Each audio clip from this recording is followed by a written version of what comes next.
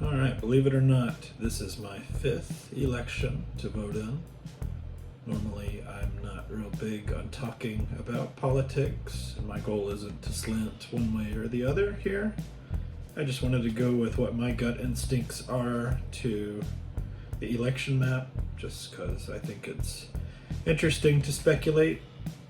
I used to play a computer game back when I was a high school student called The Political Machine, where you would run campaigns in every state, the party of your choice, and these big-headed cartoon characters would debate, and you would run ads and smear campaigns, all that kind of fun stuff. And so now we're doing it for real, and we're going to do it with a hypothetical map 24 hours before election. So on election eve, here are my guesses.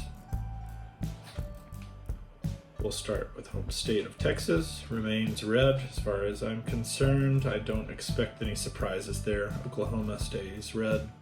Kansas stays red. Nebraska will split vote. We're gonna go red for South Dakota, red North Dakota. So across the middle of the US, it's a strong start for Republicans. We'll balance things out a little bit as we start to look at the East Coast. So let's break over there. So Massachusetts will be reliably blue. I believe Rhode Island reliably blue. Connecticut reliably blue. New Jersey reliably blue. Delaware stays blue. Maryland blue. DC blue. 63-53. Vermont remains blue.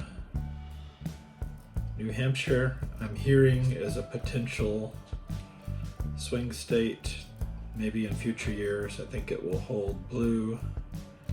New York, blue. Maine is another one where the votes will be divvied up. I would say overall, mostly blue with one vote going to Republicans. All right, let's jump across to the West Coast. California blue, Oregon blue, Washington blue. Alaska will be red, Hawaii blue. I will do my best to avoid flagging any swing states yet, because I feel like that's the fun part of this whole discussion. Okay. Florida was once a swing state. I think based on all the data that I'm hearing and seeing, it's going to be a solid red, just due to a shifting demographic in the region. Alabama goes red, Mississippi red, Louisiana red, Arkansas red, Missouri red. There was some recent polling in Iowa about a shift. I don't believe that. Iowa remains red. Minnesota strong blue. Montana red. Wyoming red, Colorado blue, New Mexico blue, Arizona will go red. That's a shift from 2020, flipping back to a closer 2016-like number. Utah red, Idaho red. So you can see it's a pretty close race. Handful of states to go. Tennessee red.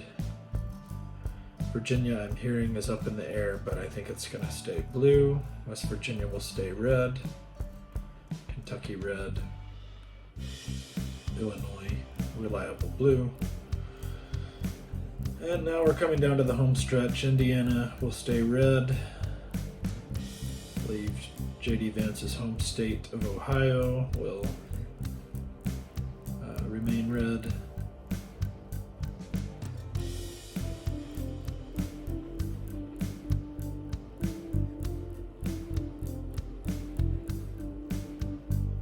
South Carolina goes red.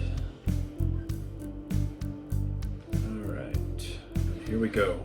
I know I've already called Arizona, but what's left here are the other swing states, at least so the news will tell us, that are in play.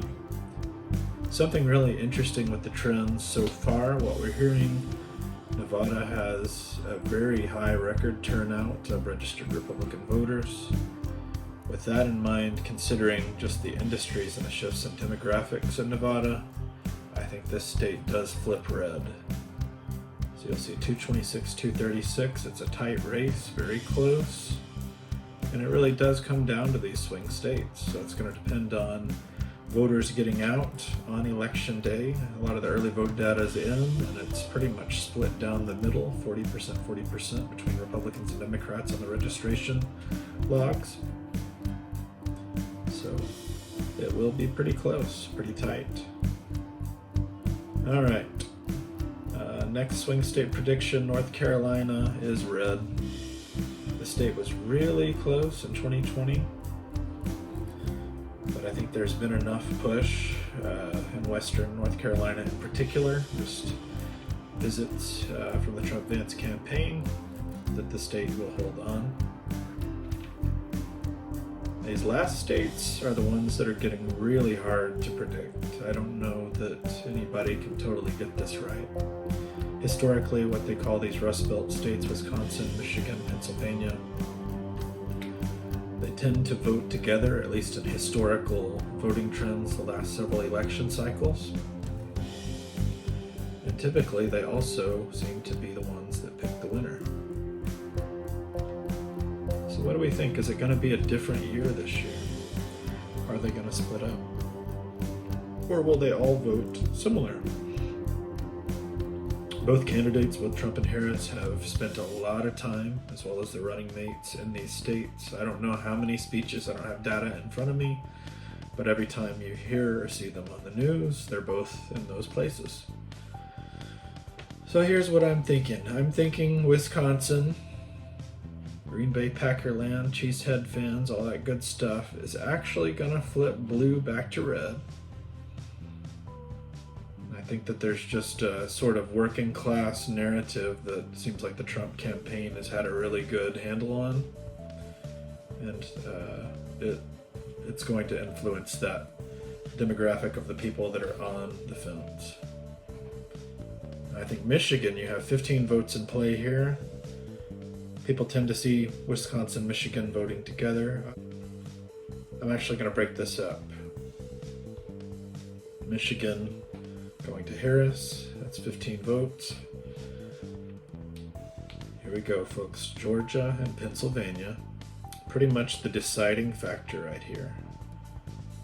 If Team Red, Team Trump takes either of these states, they've got the 270. However, if Team Harris gets one of these states, then all they need is the other to take over and win. Suspense is building. Let's crack our knuckles. All right. This is a tough call. So I think of the two states, at least what I'm seeing and what I'm hearing, the easier one to call is likely going to be Georgia. We'll give it to the Trump team. Gets them over 270. Pennsylvania, this is a hard one. This is a really hard one, and I don't know how many tens of millions of dollars have been spent in campaign funds here by both parties, but I'm sure the people watching TV there are really tired of it. I think it's gonna lean Trump. They'll eke it out. You got a whole lot of industry workers that are just aligning, union workers, all that, and I think that will be the difference maker. So that is my speculation.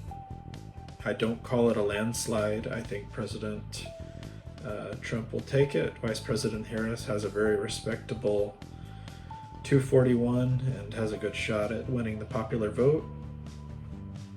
So again, a nation pretty well split down the middle and divided. But all in all, I think life will go on. So that's my guess. Get out and vote if you haven't already. Vote on the values. Try to figure out who best aligns with what you believe in and what you stand for. And we'll catch you on the flip side. It'll be an interesting next several days, so we'll see what happens.